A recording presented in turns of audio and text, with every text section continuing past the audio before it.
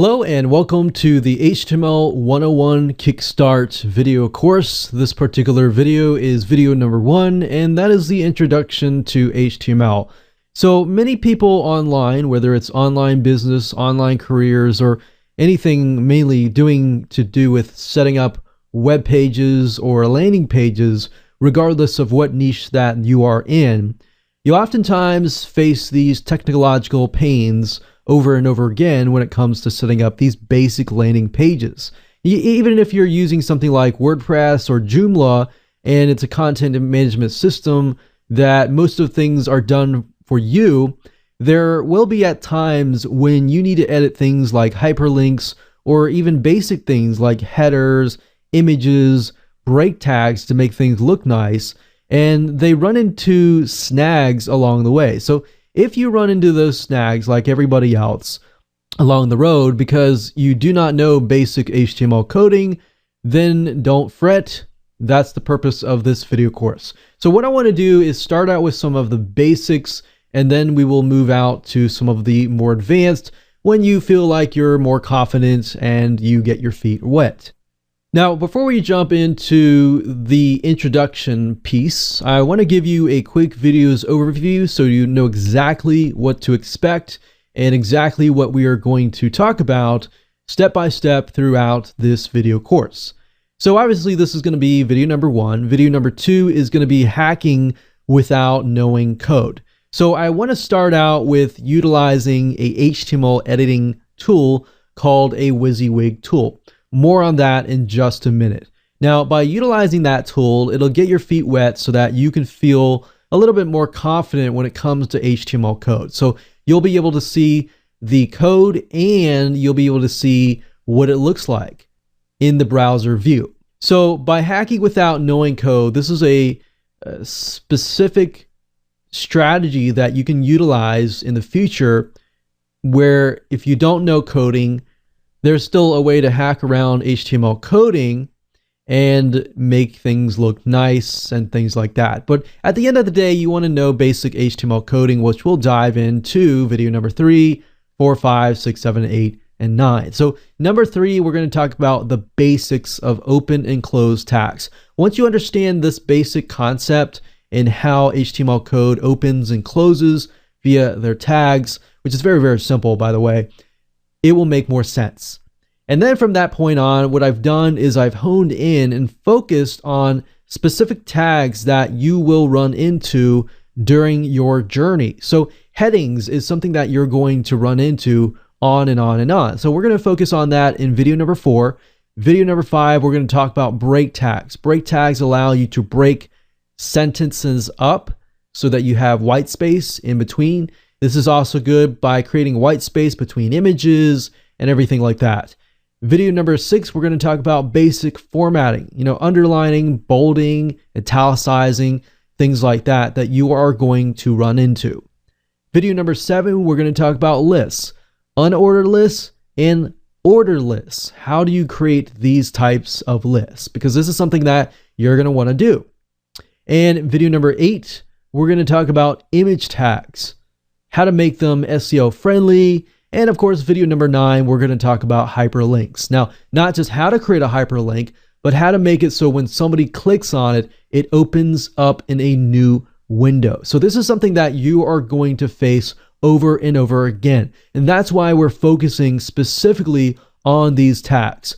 Now, in order to memorize HTML code, I want to give you some pointers. You do not need to learn all HTML code. So that's good. Do not get freaked out or anything like that. You do not need to learn all HTML code. You just need to know the basics. And it'll make more sense as we dive in. And what I recommend that you do is that you should always be able to refer back to this video course at a later time. And if you want to watch to the end of the video course and then implement things and then refer back, that's totally fine. Now, one thing I found that helps when it comes to memorization oftentimes is that it's easier to do things while I teach, to make things stick. So while I teach, if you want to pause the video at any time and then implement it yourself, that will actually stick more stronger in your brain so that as you act and you do it, it'll stick in your mind.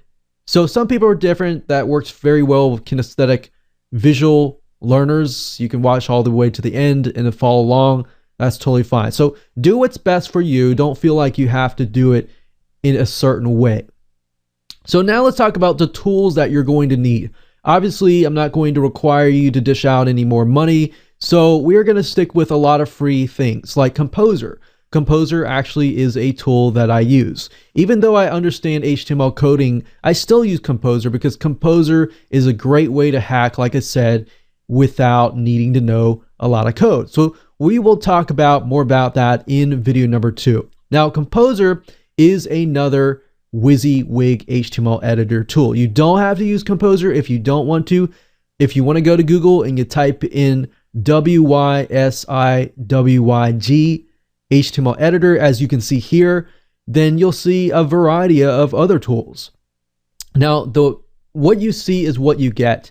That means that it's kind of like Microsoft Word in a sense that you can see what's happening on the screen, but on the back end, there's a lot of code that's happening. So I'll show you that in just a minute. And Kompozer, I'd highly recommend. We use it all the time, and we always recommend it for many, many years. It's been going strong, well over 5, 6, 7 years. Now, you can always refer back to W3 Schools as well if you want to. But as far as tools that you have to pay for, none that we would recommend right now. So that's it. Nothing really fancy. And if you want to know how to find Kompozer, let me go ahead and show you that right now. So the easiest way to access Kompozer, the HTML editing tool, because we are going to be utilizing this tool in this video course, is by going to kompozer.net, as you can see up right here. So that's kompozer. So it's kind of like Kompozer with a C, but it has a K. Now, as you can see, it is a easy web authoring tool. It's what we call a what you see is what you get. So you see it on the screen as a web editing tool, and the code will actually be shown on the back end. So I'll show you that in just a minute, but I highly recommend just go ahead and download this. This one is for Windows, so if you are using a Mac or Linux computer, that's fine. It is compatible as well. You just got to go to the download link here. So if you go here, you'll be able to see there's a stable version and there is a developed version. But if you scroll all the way about midpoint of the page, you'll see different languages. You'll see them for Windows installers, Windows zip files, Mac OS, download images, and Linux as well. So it is compatible to just about any type of PC, an operating system, the 3 main ones right here. So go ahead and download that, install that onto your computer, because that is what we will be using next. Now, before I move on to video number 2, we are going to talk about the basic structure of an HTML body. So whenever you create a new HTML page, then basically what it looks like is at the top, you're going to have an HTML tag, and think about it wrapping it around if you can think about it. So you have the HTML, you have the head, which is right underneath the HTML. So this is kind of saying, okay, this is a HTML page, and then the next thing you'll see is the head. And if you think about a human body, you have the head, and then maybe on the head, right below that, you could have like a name tag, like the title or something. And then right below that, or on that, you can have a body. And then of course you have your feet and everything like that. So that's probably the easiest way to think about it. You have HTML, if you can think of like a stick figure or something. You got the HTML guy, he's got a head, and then he's got a name tag, that's the title, and then he's got a body. If you can remember that, then it's actually fairly easy to understand when I move on to video number 2 and I break it down for you. So let's move on to video number 2, and it'll make a lot more sense when we actually go there. So in video number 2, we're going to talk about hacking HTML without knowing code. And what I mean by that is being able to set up landing pages and basic web pages, and understanding how to do it without knowing code is the first way to get your feet wet and get yourself confident. So let's get started. So what I want you to go ahead and do is go ahead and open up Kompozer, And pause this video if you need to, and we'll get started.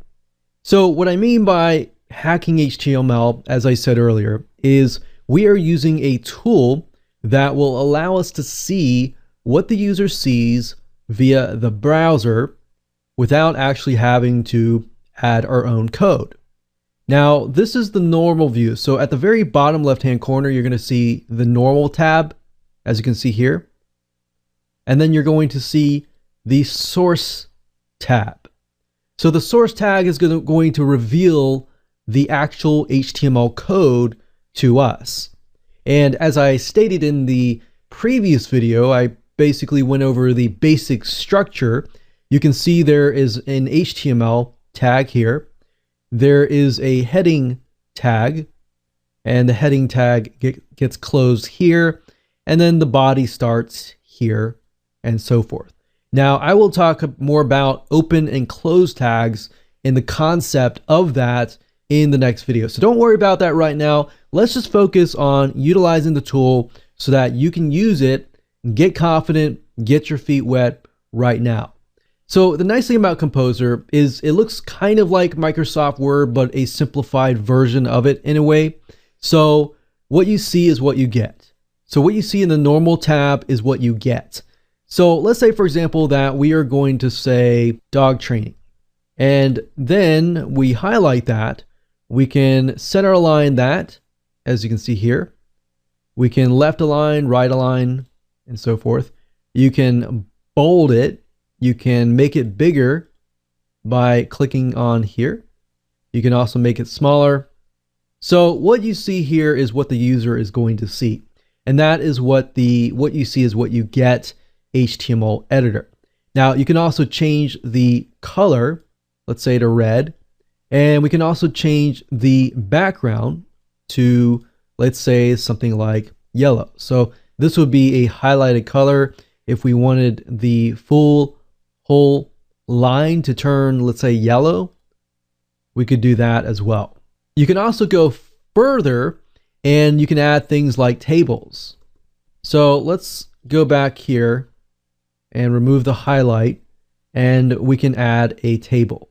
So what I like about Kompozer is it gives you the ability to specify, okay, I want this many columns and I want this many rows. So in this case, I'm just going to do 4, and you can specify the cell spacing, which is in between each cell. How much spaces do you want? So this is a table here. We can always tweak it if we would like to. So if we right click here, for example, and we go to table cell properties and we go to table, we can add more rows. So if we are not satisfied that it only has 2, we can always add 10. And if we're not satisfied by 2 columns, we could add something like 5. And we could also remove the border, so you can actually see the border here, but we can actually remove it so that the users do not see the border. And it becomes like this. So if we do that, then the user can't see the actual border and they don't realize that there's a table there, and you can start adding text. So there's a lot of stuff that you can do. And in addition to that, you can also add images, you can add forms, you can also add links to other websites, and you can make sure that they open in new windows. So if somebody clicks on your link and you want them to stay on your web page, but you want to bring them to another page so it opens in a new window, you can say something like http://www.google.com as an example. And you can say link is to be open in a new window. So when you do that, when somebody clicks this link, it's going to open in a brand new window, and that way they don't forget about your own window. And I'm going to actually show you the code to do this, because once you have memorized this code, it's going to make your life a lot easier. You're not going to have to fully rely on Kompozer, which you can, but it's just going to slow you down. Now, if we take a look in the source, we can see that it has changed from the basic HTML header, body, and so forth. So now we have a huge empty table here, which is the table. And that's what's so easy about HTML is you can specify, you can read this, you can say, okay, here's a table, here is the actual link right here, and it'll make more sense. Don't worry about it. Don't let this code freak you out or anything like that. So I just wanted to show you that it changed, and it changed slightly. Now you can also add things like images. So if we click on image here, we can specify the location of the image. Now, one thing to be aware of with Kompozer is when you specify the location of the image, generally speaking, if you, let's say, we'll pick one image here. By default, let's say, for example, that we are going to choose this image here. Now, as you can see, this image location is actually pointing straight to my computer, which is not really what we want. What we want it to do is we want it to point to the actual website. Now, in general, I'd say the best thing and the easiest way to do it is simply linking directly to the image itself. So the image file name I would put here, and I would remove everything else before that. So that way the image actually shows up. Now you can't see the image because right now it is pointing to the website. But if you know how to add an image via the actual HTML code, and you know the HTML code itself, then you won't have to face this problem. You will know how to fix this issue, which is why I say we are going to focus on these basic tags, and then you will learn exactly how to make these tags, and they are standard. They do not change. And because that is the case, my hope is by the end of this video course, when you run into these issues, you will no longer have these issues again, because you will have the right weapon, which is the code, in hand in your brain. So that's how to add an image, and we'll talk more about the other codes in the next video. So in this particular video, we are going to talk about open and close tags. Now, this is the basic fundamentals, so that once you understand this, it's going to make more sense when you see the code itself. So basically, in order to create an HTML document, it always has to have HTML with brackets surrounding it, and then a close tag, which looks like the open tag, except for you have a slash right before the words that are inside of the bracket. As long as you understand this is an open tag and this is a closed tag, then all the tags that you're going to see and the codes and the syntax and the language, they all have an open tag and a closed tag, with exception to the break tag. So I'll show you that in just a minute. Now, if we go over to Kompozer and we take a look at the source code here, you'll notice that the HTML tag here starts here, and then at the very end, it closes up, right? And then of course, the head tag has what we call an open tag right here. It opens it up, and then you have to close the head right here. So same with the title tag. The title tag, this is opening the title, and then within here you can put the actual title. So let's say, for example, that we have a dog training blog post that talks about how to stop your puppy from biting. So you know how you go to Google and you see the titles for each website, and then of course you see a description? That is where the title is right here. You're getting a quick glimpse of how the code here gets read by the browser, and then of course by Google or other search engines. So you see how this works. So we have an open tag, and then we close this sentence with the close tag for this particular word, title. And then of course heading, you can see here, we close the heading, and then after you close the head, then you can start with the body. Now you see how the body starts here, and then the body closes here. So everything else that's actually inside of your landing page is going to be inside of the body. Now notice that the break tag does not have an open and close tag. The break tag can essentially stand alone. So you're going to have some words that are standalone that don't need an open and close. But if we go to the normal view, and let's say, for example, that we want to center align a word. So we'll do word. We will center align that. Now, if I go to source, you can see that a div tag is being used to center align that word, and the div tag gets closed. Now, don't worry about the div tag or all these other tags. I'm trying to explain the concept that in most cases, something has to be opened and closed, right? So you can have all sorts of words and then you close it down. Now, if I go back to normal, and let's say I want to bold a word, and I go back to source, you can see that the style has been added for bold.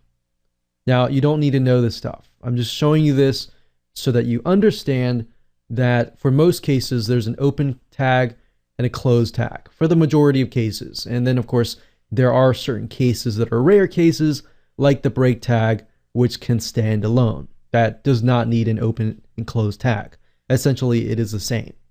So now that you understand this concept, you can actually begin to move on to the next videos, and we'll go over the basic tags like the break tag, the hyperlink tag, and everything like that. So don't worry about understanding the tags and what they mean yet. Just understand that, we have the basic HTML tag, and then they close down. The basic head tag, and they close down. So one way to learn HTML without me even teaching you is simply by going to the normal view, doing one step at a time. So like I showed you earlier, we start from scratch.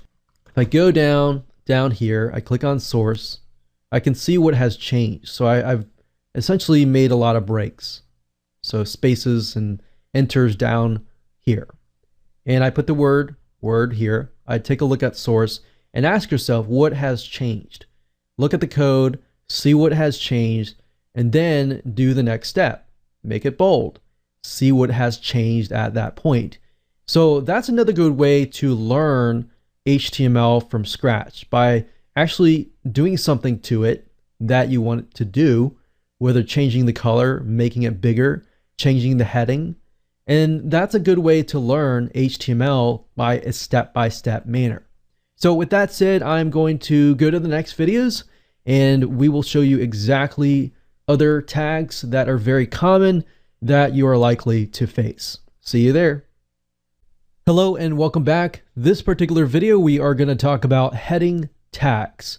As you know, whenever you create a blog post or a landing page or a website, you will notice that the headings at the very top tend to be very, very big, right? So that's what we're going to talk about, is that particular tag. Now, that particular tag, oftentimes people say H1 tags, H2 tags, H3, and more. So really what it's defined by, if we do an H1 tag, remember there's two brackets that are surrounding that particular word, H1. So it can be lowercase h and it can be uppercase H. It really doesn't matter. So if you're wondering if there's a difference, there's really no difference. So you start that tag out. So you open the tag up, and now you can put the word. So this is going to be your headline, your heading, the big word title, whatever you want it to be. So you will write out the headline text here. And when it's time to close that down, remember, it's going to be H1, except the end tag is going to have a slash right before the word. So if I minimize this, that's what it looks like. So H1, the actual text, and then you close it out by doing H1, but a slash right before here. So bracket slash and then the word. So that's what a H1 tag or headline tag is. Now, if you want to have a heading, but you don't want it to be as big as maybe the first headline, and maybe you have like a sub headline that you want it to be a little bit smaller, then the way this works is it increases the number. So it's a little bit backward thinking, but number one, if you think about top one, number one, number two, number three. So if you think about like the Olympics, for example, the number one person, the number two person, number three person. So if you think about it that way, the number one person has a bigger prize. So in this case, bigger headline. The number two person has a not as big as number one, but a lot bigger than number three. So that's kind of how it works. So if you want to decrease in size, it's going to go from H2, H3, H4, and so forth and so on. And you would do this exact same thing. This could be something like a sub-headline text, and then we can close that off with /H2. And this could be something like a sectional headline, and we close it off in H3. So as the number gets bigger, the heading gets smaller, but it's still a headline. Now, when Google comes along, for example, and they read these headlines, they say, okay, this is a headline. This is a headline. This might be not as important as this headline. We don't know exactly, but that's what we've seen. Now, if you go back over to Kompozer and apply this knowledge that I have taught you, so we'll go here, we'll create a blank page. So besides the title, what we're going to do is we're going to go down here and I'm going to say headline text. Now, what I'm going to do is under body text drop down here, click on that and you're going to see heading 1, 2, 3, 4, 5, 6. So obviously the main big headline is going to be H1, right? Now, if I go to the source tab, you'll be able to see that it does indeed say H1, headline text, and then it closes it off. Of course, if we highlight this again and we change to say heading 2, you see how it gets smaller? Change it to heading 3 and it gets smaller. And the greater the heading, the smaller we get. So if you think about the Olympic analogy that I talked about earlier, that's how it works. So obviously this is heading 3. So if we take a look at the source code here, we can see it starts with H3 and then it closes off. So I wanted to cover headlines simply because headlines are something that you're generally speaking going to use all the time, especially when it comes to landing pages, web pages, even WordPress. Any type of content management system will use this type of code and it's universal. So hopefully that makes sense and we'll move on to the next video. So the next thing I want to talk about is break tags. I briefly talked about this in the previous videos, but break tags is something that you're going to use over and over again, and most likely you will run into them or you'll run into a situation where you will need to use them. So what are break tags? Break tags are essentially pressing the enter key on your keyboard. So for example, we have sentence and then we have the sentence and then we press the enter on our keyboard and as you can see it goes down. So that's what break tags essentially do, but they do them within the HTML world. So if you want to spread images apart and have one image at the top, maybe a few breaks in between and then put an image and then maybe break it and then have a few paragraphs and break that paragraph apart. It really adds white space and makes things look a lot nicer so that they're not all clumped together. So that's really what break tags are all about. Now, break tags, you'll see them sometimes and they'll look like this. So I talked about this previously and I might have shown it to you previously, but they typically look like this. So let me make it a little bigger here. So they have the brackets around them like usual, and then they have BR. So BR lowercase, BR capitalized, it doesn't really matter. So I like to keep things consistently, so I try to do things lowercase. So it's really up to you. And because if you're thinking, does it really matter? Well, there you go. Now, break tags, they sometimes look like this. And then of course, the newer ones may look like this, where it has a BR space slash, but they do the same thing. Now, the break tag is not having, they don't have an open tag and close tag. It's just combined together. So essentially the break tag is the open and close tag itself. So this is one of the special cases where in this case, there isn't really an open and close. So what's nice about breaks is that, let's say for example, you have a word like a whole paragraph. So we have paragraph like this. So we do this, and I'll make this, I'll make a paragraph like this. Okay, so this is a paragraph.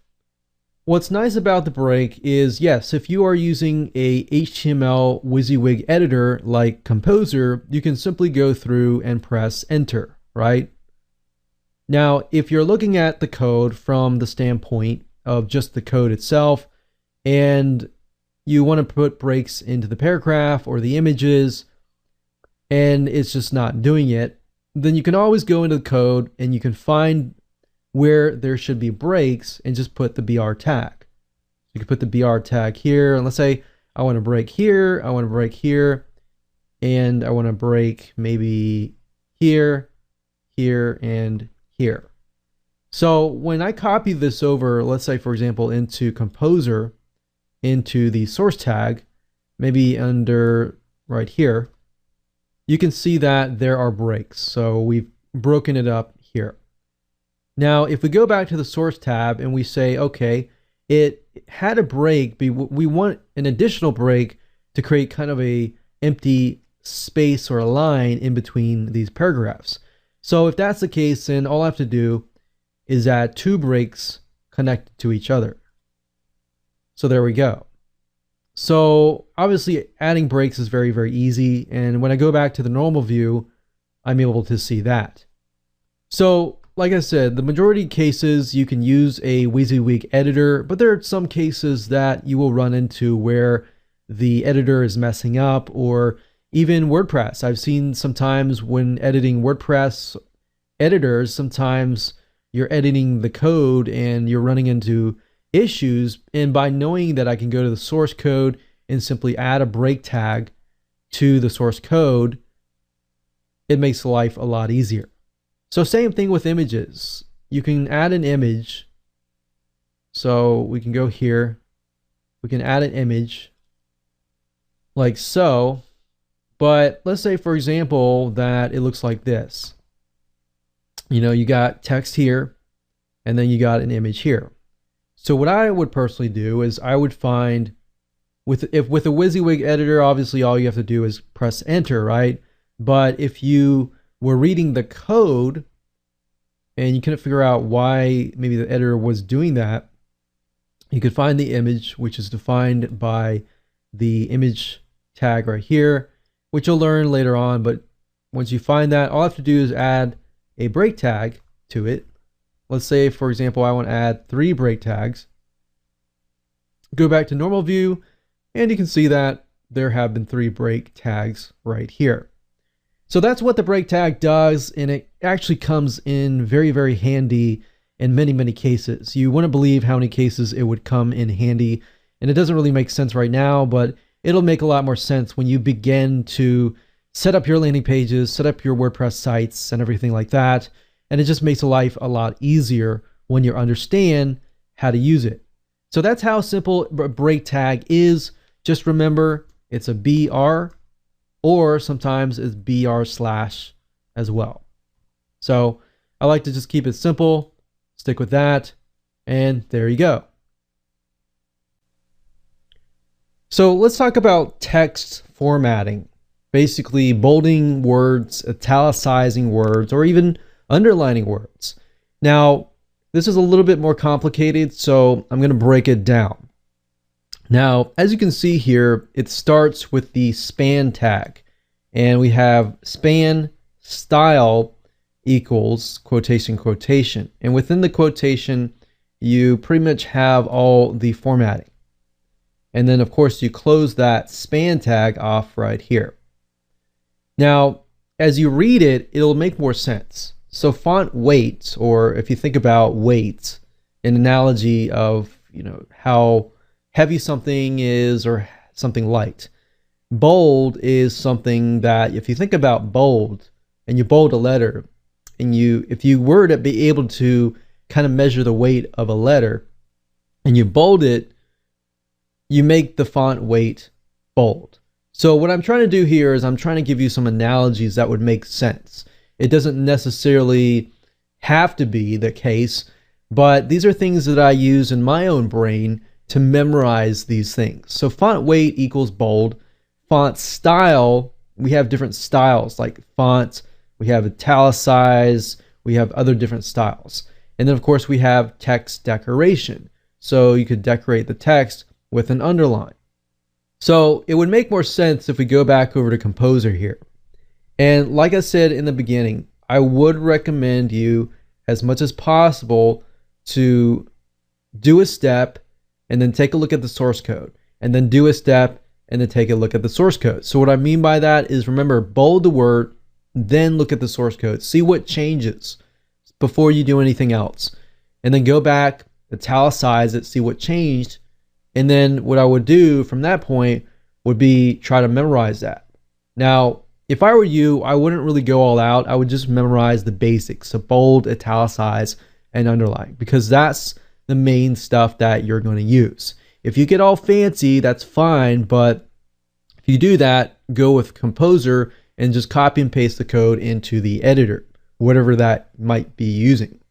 So if we go back here right now, the hello tag or the hello word has nothing around it except for break tags and the basic structure, right?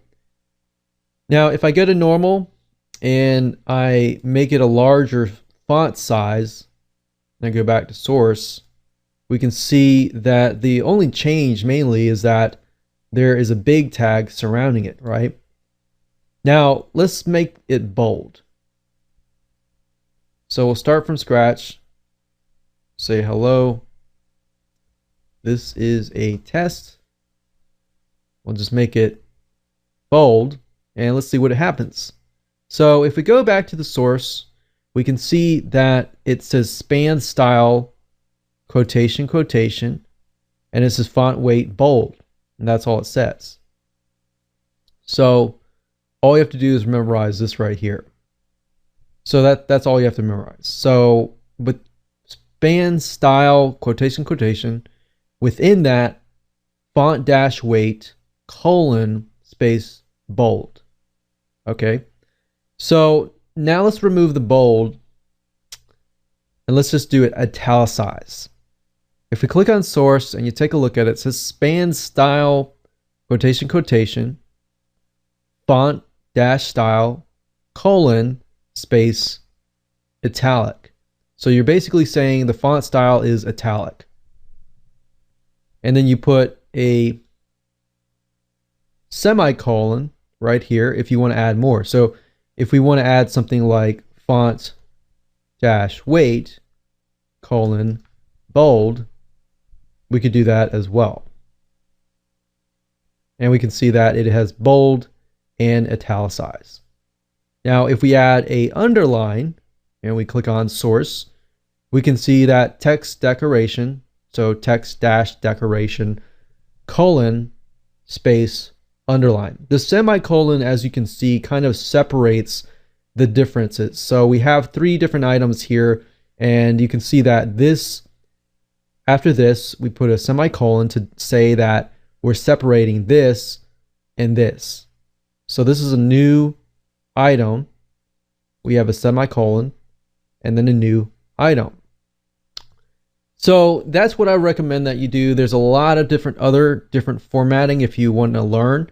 So if we uncheck all of these and you go up to the top and click on format, you can see that Composer gives you a lot more options, such as font, different types of font. You have sizes, different types of sizes. You have text style. So besides bold, italicize, and underline, you have strike through, superscript, subscript, fixed width, and other types of text styles. But the majority of the time, you're going to use these three. You're rarely going to use all of these other ones. So that's why I wanted to show you this. Then, of course, you have text color. So if we stick with the simplicity and we just change this to say red, click OK. You can see that the span style, same thing. It says color-red. So HTML, as you can see, is one of the easiest languages because what you see is what you get. And when you say like color red, it's pretty obvious that the color in this case is red. So if you wanted to hack HTML code and you had a bunch of code, you could literally go through it and figure out what it is about simply by learning these basics that I'm teaching you in this video course, and then just testing it out yourself and by trial and error. Because remember, at the end of the day, a lot of this stuff will only stick in your mind if you practice. So with that said, hope you enjoyed this video. Let's move on to the next video. So let's talk about how to create lists. And I'm going to talk about two different types of lists: ordered lists and unordered lists, or what we call bulleted lists. And these are things that you are going to use often. So the first thing I want to do is show you what the unordered list looks like. And obviously unordered meaning bulleted. So we have something like this: A, B, C, D, E, F, G. So this would be considered a unordered list. Okay, so if we think about the abbreviation of an unordered list, it is unordered list, right? So that's the tag, UL. So we have bracket, make it a little bigger. And then to close that bracket, of course, it is UL and then bracket and the slash, right? Now, lists are a little bit different than normal tags because within each list, you have the actual LI. So LI stands for the bullet or the list item. All right, so you can have as many LIs as you want to. So you're going to need to have LI and /LI. So this tells us right here that this is a list. So let me do this again. Let's say, for example, we want to duplicate dog, cat. So we start the unordered list with this tag, right? And then we finish the list with this tag. Now, each one of these items are going to be this, right? So this is going to be dog, cat, and hamster. Pretty simple, right? So after you understand that concept, that you have the open tag here, the close tag here, and then the items that are surrounded by the li tag. So li dog /li, li cat, close the tag, li hamster, and then close that tag. All right. So now that you understand that, what I want to talk about now is ordered lists. Now, ordered lists are going to be something like 1, 2, 3, 4, 5, right? So if I switch it to this, the only items that need to change here are the open tag and the close tag. Everything else, the LIs stay the same. Now, if you think about the abbreviation for ordered list, that's OL, right? OL. Pretty simple. So we open this order list, we have the 3 items, and then of course, right below that, we close the /OL, right? So that's basically how to create an order list. So once you have that concept and understanding of an unordered list and an ordered list, it's the same thing except for the open and close tag, or the main ones. Now, if we head on over to Composer here, you can actually see the same thing. So if I create a unordered list, and we'll do the same thing, we'll say dog, cat, hamster, and maybe we'll throw a few things other than that inside. We could say gecko. And I'm going to make this a little bit bigger so that you can see it. Now, if I go to source code here, you can see that it is UL and then close UL, right? And then of course, in between the unordered list, we have LI and then LI. Now, as far as formatting goes, you notice that it says big, big, big, and then slash big. So that's how to create it, and that's how easy it is. Now, if I were to highlight this and put it into ordered or numbered lists, we call it order lists, because if you go to source and you look at it, the only thing that has changed is the UL to OL. So unordered list changed to the ordered list, and then we close that tag down. So if you can understand this process, then creating lists of two different types is very, very easy to do. So with that said, let's move on to the next video. Okay, so welcome back. In this particular video, we are going to discuss the image tag. And this tag you are going to run into over and over again. Now, you're looking at this tag thinking, wow, this is kind of complicated. And not really. If we basically, the image tag really looks like this. The rest of it I'll explain in just a minute. So image tag allows you to grab any image, whether it's an external image from a different website or even your internal image that might be sitting on your website. It acts just like a hyperlink, and which you'll learn later on. But where it starts out with is the tag here, of course, these brackets surrounding it, and it starts with IMG, standing for image for short. And then you put a space, and then you put SRC, which stands for source, or basically image source equals quotations, quotations, and then of course the file name inside. Now, like I said, this could be a file that is sitting on your server. It doesn't necessarily have to be a .jpeg or .jpg. It can be a .png file. It can be a .gif. Any sort of image file, it will work. So this could link here. This could link to www.yourdomain.com/image. name.jpg or whatever the image extension might be. So that's how easy it is to create a image tag. And without having to even go to Composer, you can simply type this in and pull any image that you want in. Now, what you saw earlier was the alt tag. So if we add an alt tag, so after we've done this, after the quotation has closed that URL off, now we can put a space and we can put the word alt equals quotation, quotation. And alt tag is basically going to tell Google or any other search engine robot what the image is all about.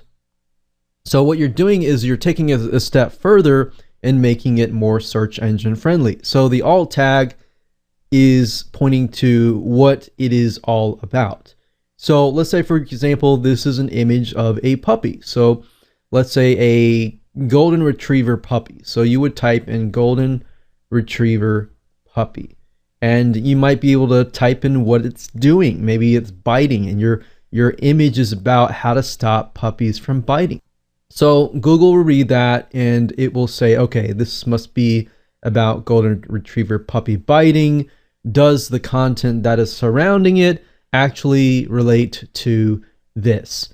And if it does, then that's a good sign.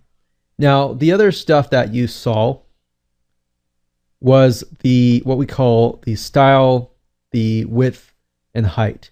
Now, typically, you're not going to run into that unless you want to resize the image. So I'm not really going to teach you that right now. I would rather you go to Composer and test it out there, but I don't want to overwhelm you, and I want you to just memorize that you have the tag here.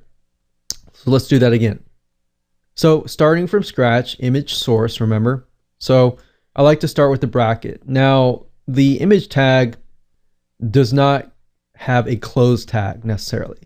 It's just img src, so image source equals that. So I like to do that. And then I put the file name inside and the extension. And that's essentially it. And then alt tag equals quotation, quotation, and then the SEO friendly keyword. And that's it. That's all you have to do. Now, whenever you add the width and the height, that is only if you want to resize it. So if you want to resize it, then you can add a width and height. But for now, I just want you to learn the basics, and let's jump on over to Composer and I'll show you. So if I go to Composer here, and let's say, for example, that I'm going to center align this image, I'm going to go ahead and click on Image, and I'm going to go ahead and find an image. Now, these images are on my computer, obviously. So if I click on Do Not Use Alternate Text, and typically with Composer, if you do not enter alternate text, it will ask you and it will give you a warning message. So you want to enter the alternate text, which is basically what Google robots see to see what your image is all about. So we can say how to say puppy biting, and we'll click OK, and there we go. So obviously this is not an image of a puppy biting, but I'm just using this as an example. Now if you click on source here, you will see that we can see the IMG and the SRC down here. Now, of course, there's a style down here, which is telling us the style and the alt tag. But if we were to remove this, this is what it would look like. We can see IMG SRC equals the location of the file. Now, I've said this before, but Composer will generally directly link to your computer, and you don't want that. You want it to link to your website or to the file. So if this HTML file is located in the same folder as your image, then you can simply remove everything and just simply put the file name between the quotations. And that's probably the easiest way to go. Now, if your image is in a specific location on your website, the easiest thing to do is find the location and then put the location here. Just make sure that this is not linking to your computer, because when you upload it to the internet, nobody else can see your computer except for you. So it may work for you, but it's not going to work for everybody else. So I'm going to leave it at that, and so we can keep it simple. But if you ever want to resize it via Composer without needing to know all the width and height and all the styling and stuff like that, you can always double click it and go to Dimensions, and you have the actual size here. You can do custom size. And what I like to do is make sure that the constraint option is selected, simply because if a picture, let's say for example, is 900 by 597, you don't want to distort it when you decrease it down to 500. You want to keep the width and the height scale the same. So when I press OK, it looks like this, right? Now, if I don't press the constraints, as you saw I did earlier, and I just do something like 500 and I press OK, you can see how it has distorted the image itself. So that's another little tip that I have with utilizing Composer. So by all means, if you want to stick with Composer, great, that's fine.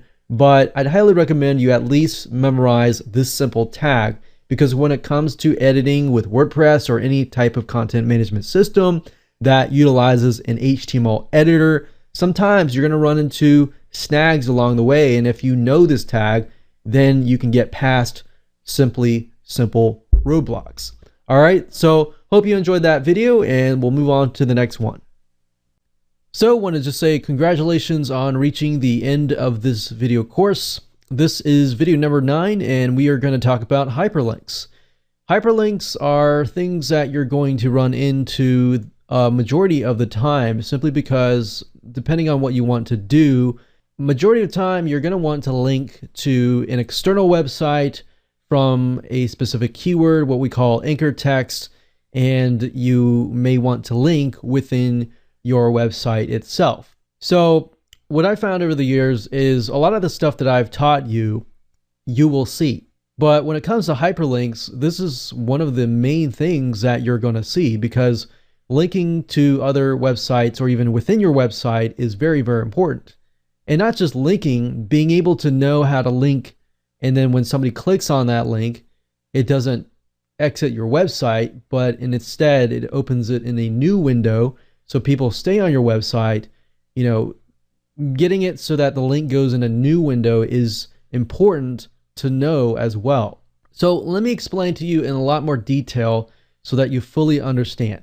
So if at this point you're thinking, well, I'm a little bit confused here, it's okay. So let's start from scratch. If we think about it, before we even talk about this, let's say, for example, that we have a paragraph. And on that paragraph, or even that image, which we'll talk about later, we want to turn maybe this specific keyword. Let's say, for example, at the end of the paragraph, it says click here, and we want to turn that into a hyperlink. So the question is, how do we turn this word into a link so that we link from here to an external page and so forth? So what I'm highlighting right here is what we call the anchor text. And you'll hear this being thrown around a lot, but the anchor text is the text that is linking to an external website or to an internal URL. So now that you understand that, you can hyperlink this and turn that into an anchor text. You can anchor text any word that you want, or even any image. So to break things down here, this is essentially what it looks like. So you need the anchor text, right? Which is going to be the text that you highlight. And then the hyperlink is going to be the link that you're going to link them to. And then this is merely just the action. So when they click on the hyperlink and they read the anchor text and they click on it, then they go to another website or URL. So that's how the process works. And now once you understand the process here, let's talk about how to break it down. So let's say we'll use click here because that's common. So the tag looks like this, bracket obviously, right? And it starts with an A. So I like to do this A and then bracket / A, because it gets a little bit more complicated after this, but not as complicated. So it's generally better to just start with that and /A. After the A, you put href equals quotation, quotation. And within the quotation, you want to put the URL or the hyperlink within the quotations. So we're going to do http://www.yourdomain.com. So this could be within your website, or it could be any website. It doesn't matter. Now, what I'd highly recommend is, if it is your own website, then you can leave it like that. Now, within here, you're going to want to put the anchor text. So the anchor text was click here, right? So if I were to just finish at this point and I were to click the click here, then it's going to bring me to this URL right here. Now, this is something that I would use if I were linking or interlinking within my own website, because I don't really want it to open in a brand new window. Now, if I were to link to an external website and I want people to stay on my website as well, then here's what I would do. So we go back over here, and before this end tag, or the original tag here, bracket closes, we put another space, and we put the word target, and we do equals quotation, quotation, and then we put underscore blank. Now, what in the world does that mean? Well, target means where you want them to go. So what it means is we open it in a new window. So underscore blank means in a new window. And this is essentially just going to have to memorize this. But if you want them to open a brand new window, I would put that. So if you can get to this point, just adding the underscore blank and target equals quotation underscore blank, quotation, close that off, you'll open it in a brand new window. So believe it or not, as simple as this can be, if you memorize it, you'll be set as far as creating hyperlinks and creating backlinks to other sites. And this is something that you're going to run into many, many times in the future. And you can do the same thing if this is a zip file. Let's say, for example, that you want people to download a zip file. Then you can simply link them to the zip file. So yourdomain.com, let's say it is in the downloads folder and it's called 123.zip or even 123.mp4, a video file. So as long as you have the URL that links to whatever you might want them to do, download the zip, watch a video, go to a blog or website, that's where you're going to put it here. So this can apply to many, many different cases, but we're just creating a link to link them directly to something. And the target underscore blank works in all of these cases, whether it's an MP4 file, a zip file, or whatever. You can do the same thing. All right. Now that you understand this, you're good to go. But we can always go back over to here and we can go here. We're going to, let's say, we'll put a center line. We'll do click here. And I'm going to make it bold a little bit bigger so you can see it. But if you highlight it, click on link, and you link them to a location, google.com, for example, you can do link is to be open in a new window. And to be honest, you're not really going to use all these other ones. Mainly, you're going to use the open in new window or open in the same window. So if I go ahead and click OK, click on source code, then you'll be able to see the actual code. So embedded into here, if you notice, it says ahref equals quotations, the URL, quotations, space, target equals quotations underscore blank, quotations.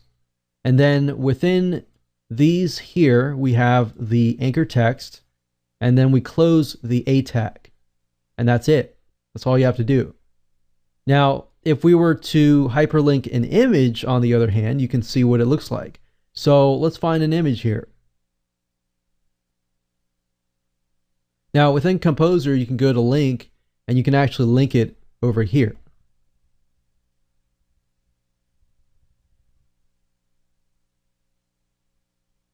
Now, if we take a look at the source code here, you will see that the link is here. Now, as you can see, the link is outside of the image. So we have the link here. We haven't closed the A tag yet. We put the image here, and then we close the A tag. So that the image essentially is like the anchor text. So if I go back over to here, we can do that by simply putting the image, replacing the click here with the image code. And you could do the same thing with other media as well. So I hope you enjoyed this video course as much as I enjoyed teaching you, and make sure that you go back. Some of this is memorization, and I would say just utilize Kompozer and tweak it and learn it every step of the way. Make one step, look at the code, see what changed, and as you do it more and more and more and practice and practice and practice, it'll stick in your mind, you'll memorize it, and you'll be good to go when that time comes when you're utilizing something like WordPress or anything like that, and you run into a snag.